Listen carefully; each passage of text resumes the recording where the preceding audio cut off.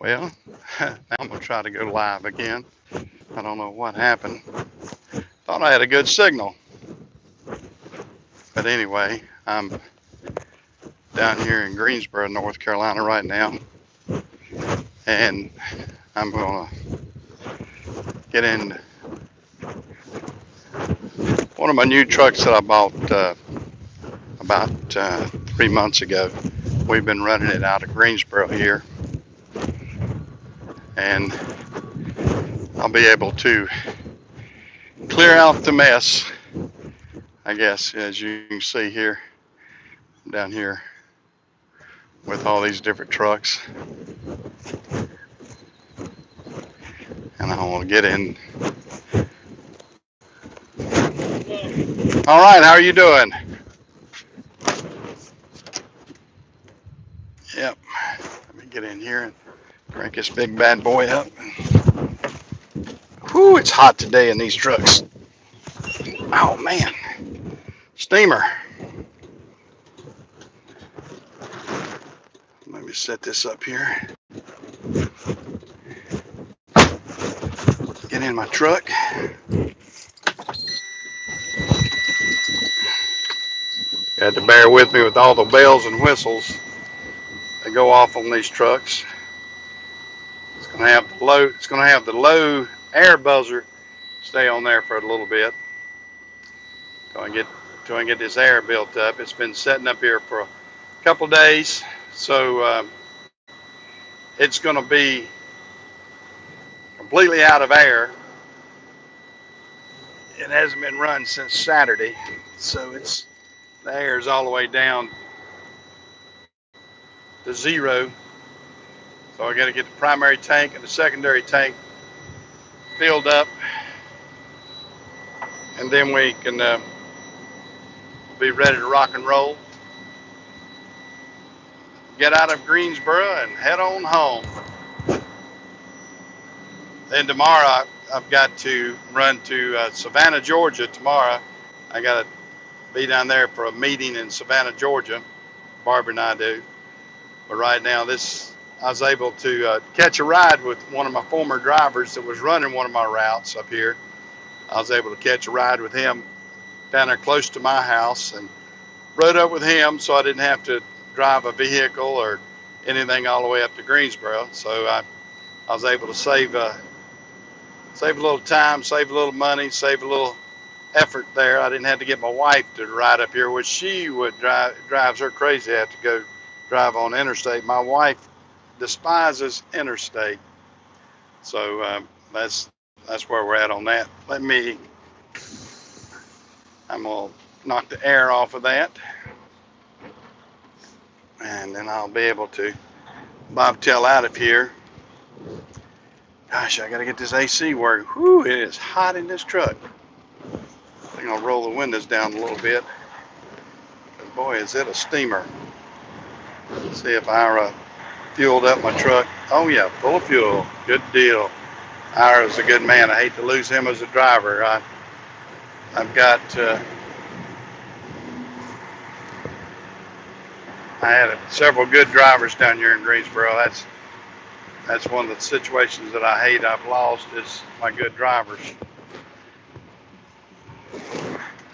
But you know, time marches on. You have to make a decision to do something different.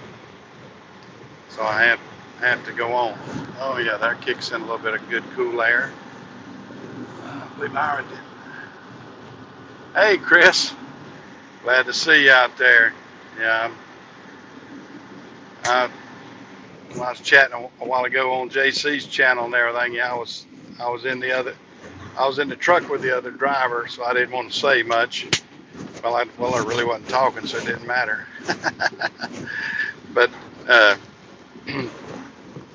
yeah, I'm headed back from Greensboro, North Carolina right now. As soon as I get off the yard and everything, I'm just up here piddling on the yard right now, trying to get out of here. They got so darn many regulations on this yard. We have to stop every few minutes to let crosswalks and everything else they're real strict. They make sure that you stop at every single crosswalk, whether there's anybody in it or not, and they have cameras everywhere, which is good. I mean, there's been some safety violations, I guess, and people have been dangerous on these things. So it is what it is with that. But we I'm all for safety. I don't want anybody getting hurt out here, and it's easy to get hurt with heavy equipment, that's for sure. And you can get into a situation that that's really not. I mean, it doesn't take but a split second with heavy equipment to really get yourself in bad shape. But we've got a huge yard up here at FedEx. I can tell you that. I mean, safety third. Safety first up here. I'll show you. We got a huge yard. Let's see if I can turn this around. I can't ever figure it out. Yeah, first. Yeah. Yeah. No, well, I'm gonna turn this camera around so you can see some of it. It's huge up here. I don't want to be dangerous out here. I got a pretty good setup the way this truck is. I can let the phone just sit there, and I won't have to do anything. If y'all don't mind looking at my ugly mug and see me run off at the mouth. Yep, I couldn't even see that, Chris. I saw you saying.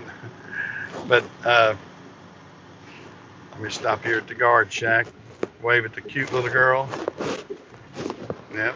All right. She gave me the pass through, so I'll pass on through. Yeah, I'll try to get out here and not get caught up in the 5 o'clock traffic out here. Coming out of Greensboro.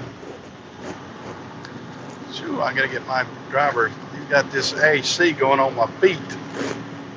Oh, that's. Hey, Doug. I see Mr. Doug's in here.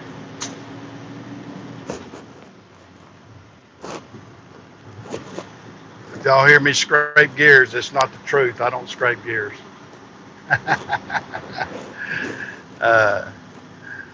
Yeah, I scrape them like everybody else. I try not to. After about 40, 50 years driving these things, I guess I can float them about as comparable as anybody else, I guess. But I'll try to take care of it and everything, and not lug it up and not make a mess of my truck here. This is a pretty nice little truck. I like these Cascadias. They ride pretty good and drive pretty good. So far so good. I've had some pretty good service. We've been able to get a lot of warranty work done on them, so it hasn't been too bad. So I'm able to get warranty and be able to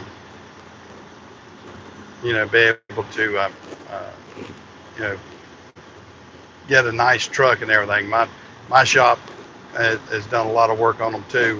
Once we get them, we go through them and put all new brakes, brake chambers, air lines, belts, hoses, regardless of what it's like when we get it. I mean, we feel like, a lot of times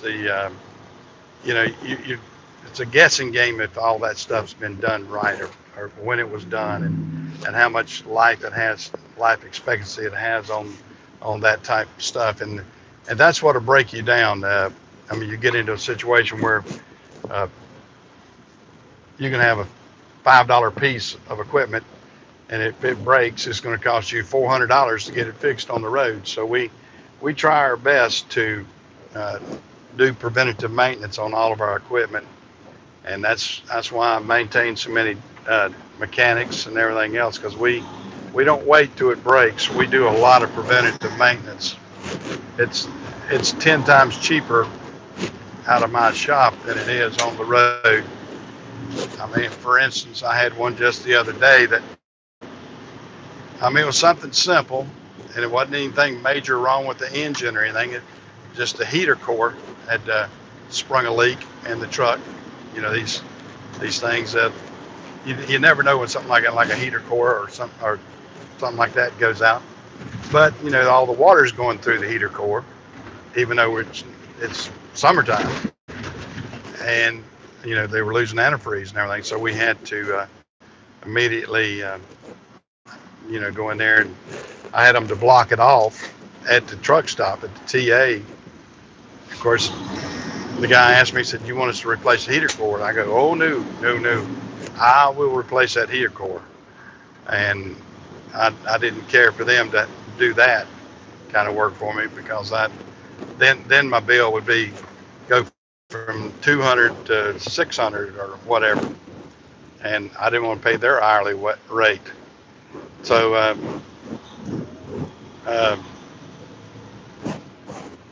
we had them to fix it. We had them to fix it, and then we had them to you know, just get it back down to our shop, and then we do the maintenance down at our shop. Like, do it on my dime, it's way cheaper than it is doing it on the road, and the work too. I mean, if I can get a patch job at least to get it back, I'll get it back. Then we'll go back and go through it good and make sure that everybody's doing it right. But you know, that's the trucking business. You've got to you can't, or like JC's always says, you don't want to be you know, to make nickels, or you know, I guess I think that's the way he says it. But yeah, you don't want to waste dollars to save nickels and or dimes or whatever. You want to be able to look at your total outlay on these trucks, and say, you know, this is what we need to do, and go ahead and make the judgment calls. I mean, I see so many contractors and drivers out here, and they will wait till the very last minute, thinking they're going to get one more trip out of that set of tires, one more trip out of those hoses and belts, one more trip out of the batteries, or whatever the case may be, a starter or anything that's giving trouble. And that one trip will end up costing them 3 or 4 times what it should have cost them, because they'll end up being broken down and on the road, and paying an expensive price then. Not to say I don't get caught with that myself, but I minimize that the best I possibly can. And that's the whole premise of us, you know, having a shop, doing the preventative maintenance, doing the work like what we're doing. I mean, like me, I'm out here. I guess I could have hired somebody else to go get this truck, but you know, I'm able to do it. It didn't take but about 4 hours out of my day, so I can give it 4 hours today of doing something different, and I'll do that, and I'll do that, and then get on back down the road. Tomorrow I'm doing something else. Got to go back into the office work tomorrow. Tomorrow we got to go down to Savannah and do a corporate meeting down there. We're taking basically these trucks that I sold the runs out up here in Greensboro. I kept the trucks, and we're going to repurpose them and put them in Savannah, Georgia. And I was able to get some capital back out, got some money out of, you know, by selling the runs, because we actually own the runs. So I'm able to sell that and get some capital and do pretty good with it, and then turn around, and I got these other runs, and I didn't have to even buy into that. We were awarded those because of the expansion. So I'm taking my trucks that I have, and because I'm already a contractor in that area, I'm able to bid on these runs and obtain some runs without a startup cost on that. And then I already have the trucks, have them certified and ready to rock and roll with FedEx already. So all it's a matter of is getting them repositioned into a new location, which to me works out pretty good and all that sort of stuff. Well, guys, I'm gonna stop here a second at Sheets, and because I didn't go in at the terminal and everything, I'm gonna go in here and be able to use the little boy's room and get me a snack and that sort of stuff. So I'm gonna get off, make it short and sweet. Don't want to make this video too long. Y'all get bored with me. And yeah, I'll turn it around here. I'm up here at Sheets in Greensboro. I'm gonna leave this truck running so hopefully nobody will jump in it. Let it cool down a little bit. But this is my truck that I've got. There's one of our company names there, but all right, we'll see you later, guys. I'm gonna head on too. See ya.